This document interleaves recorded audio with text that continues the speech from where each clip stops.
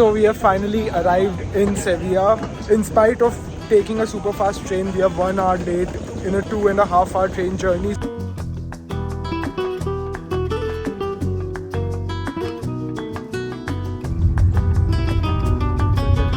So we have arrived at our accommodation. Let me give you a quick tour. So as we enter into the apartment, that's the living area, a bit of dining area, bedroom here, and the bathroom in this house is actually the best part. Like this stone, it's just wow. So I'm sure that you guys might have bought something from Zara at some point in your lives, and the world famous brand was actually founded in Spain. So it's a Spanish brand, and now it's the biggest clothing brand in the entire world. So one thing that I've observed here is that everybody speaks only Spanish. So I'm facing some difficulty here communicating with people. Even at immigration, I was asked questions in Spanish. Even at the restaurant, we have to place the order in Spanish. The weather's still alright, but it's just gonna get much sunnier and hotter throughout the day. And yeah, I'm gonna cover all the places I couldn't see yesterday, starting with the most visited tourist attraction in all of Sevilla. It's the Alcázar Real de Sevilla, or also known as Royal Palace of Sevilla, which is used by the King of Spain even now. As you can see here, horse carriages are still a form of transport. Although our Airbnb host strictly advises against riding on those because apparently the horses are not treated very well and they can die due to the heat. So this cow has wheels, so I think I can take it with me if I want to and ride this one. I think the cow will be fine.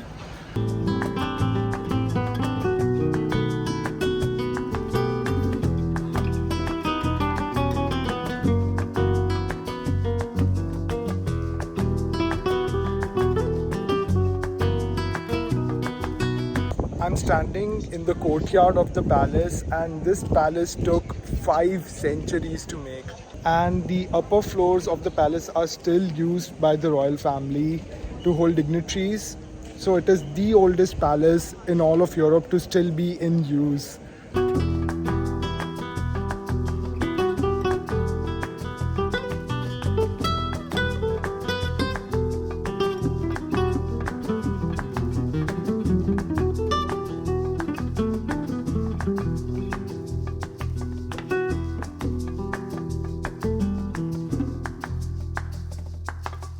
If this seems familiar to you, it is because it has been featured in Game of Thrones. Do you remember the city of Dawn? The beautiful palace, gardens and balconies were featured in the Alcázar of Sevilla. That's right, guys. So these are the exact gardens where Dawn was filmed. I don't know if you remember or not, but I feel like Prince Oberyn walking through these gardens, ready to fight the mountain. These gardens have more than 187 species of plants. Only 22% of them are Mediterranean. The majority of them are actually from Asia, about 1/3 of them.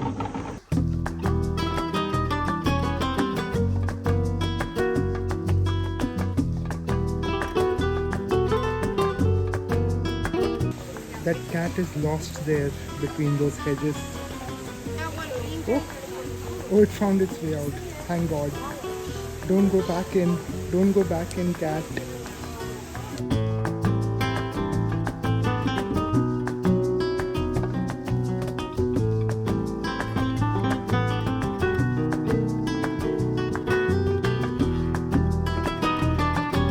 So this is an interesting one. This is the maze garden, and it reminds me a bit of the maze in Harry Potter and the Goblet of Fire. So let's check it out.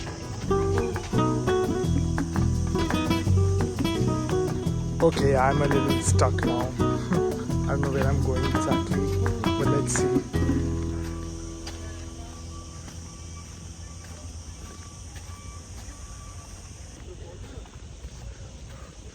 Okay, I'm actually lost now. I'm really struggling to get out.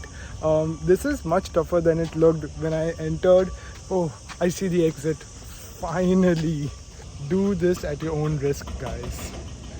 Okay, so there's lots more to see in the palace, but I'm quite hungry, so I want to head out for lunch. So another very interesting thing just happened. I went to the supermarket to buy shaving cream, and it was so difficult to buy shaving cream because I could not differentiate between this and other normal creams. Every product here has descriptions in French, Dutch, German, Spanish and Italian, but no English.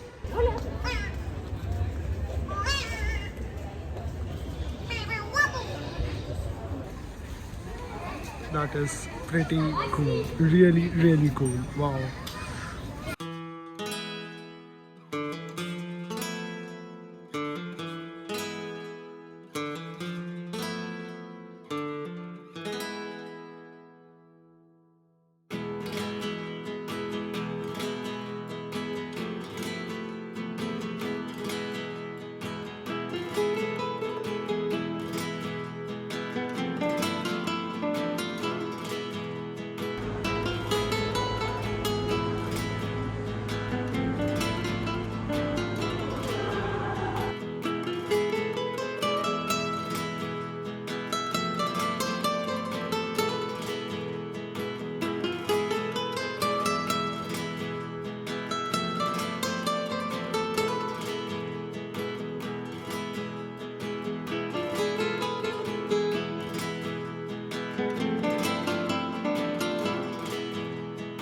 Although this is taller than the Belfry Tower in Bruges, I felt higher on the Belfry Tower as opposed to here.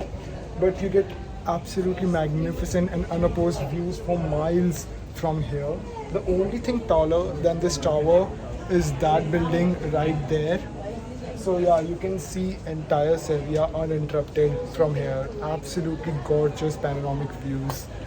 There is the real Alcazar of Sevilla, and behind them the amazing gardens of the Alcazar. You can see from here how big the gardens are. They occupy 60,000 feet of land.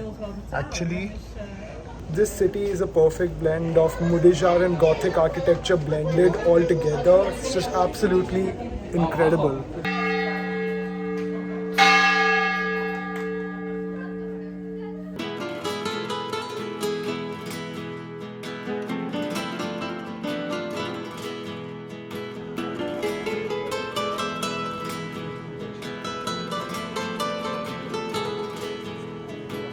This cathedral is the largest cathedral in the entire world. It is also the largest Gothic church and the third largest church in the entire world. So this, guys, is the tomb of the great explorer Christopher Columbus. He was actually buried in Havana, but in 1902 he was transferred to Sevilla. And other cities like Havana, Cuba and Santo Domingo claim to have the remains of Christopher Columbus, but DNA tests have proved it beyond doubt that this tomb actually holds Christopher Columbus. And it's so interesting.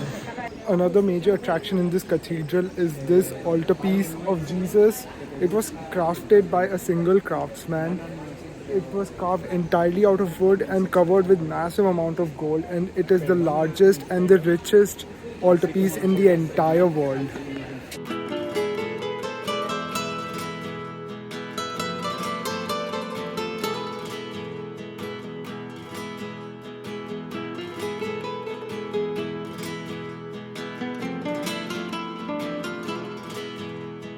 And now I am in this park called Park de Maria Luisa. It's one of the top tourist attractions in Sevilla. It's basically a park with few interesting things to see, which I'll show you in a minute. But first I wanted to talk to you about something. I'm sure most people would have clicked off the video by now, but if you're still watching, you're awesome, and I wanted to share my exact inner thoughts and feelings with you guys. So as you know, I travel a lot and most of it is solo traveling, and when you travel so much solo, you can feel lonely from time to time, and I am one of those people who suffers from a lot of FOMO. In case you don't know what FOMO means, it means fear of missing out. So when I see these groups of people hanging out, or a lot of couples, Europe has a lot of couples, it hits me even harder. I feel even lonelier, and today I was just really feeling very lonely. So I was just sitting here on this bench under this weeping willow and listening to some of my favorite Hindi songs for the past 15-20 minutes just to feel better. I am feeling better now. Don't get me wrong, I love traveling and I love solo travel as well. But yeah, this is just what I was thinking about in the past 1 hour or so, and now you guys know. Yeah, enough of that. Let's get back to the interesting bit of the video. So this is Plaza de España.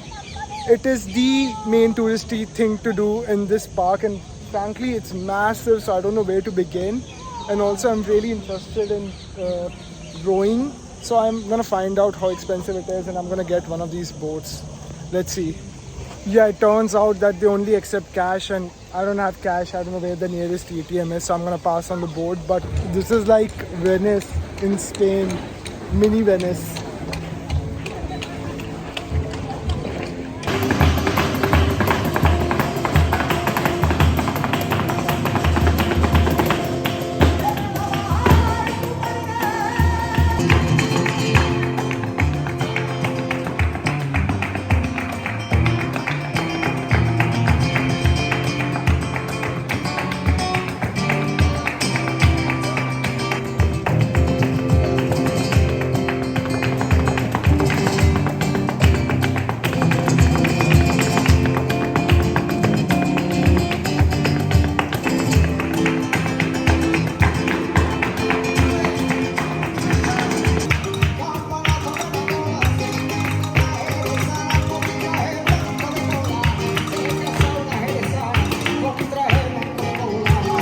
Wow, that was some performance.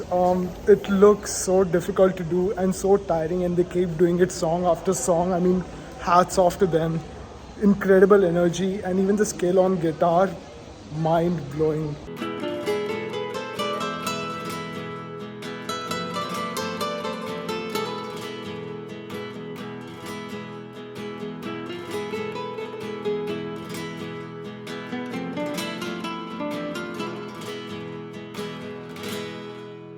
And now I'm at this place called Las Setas.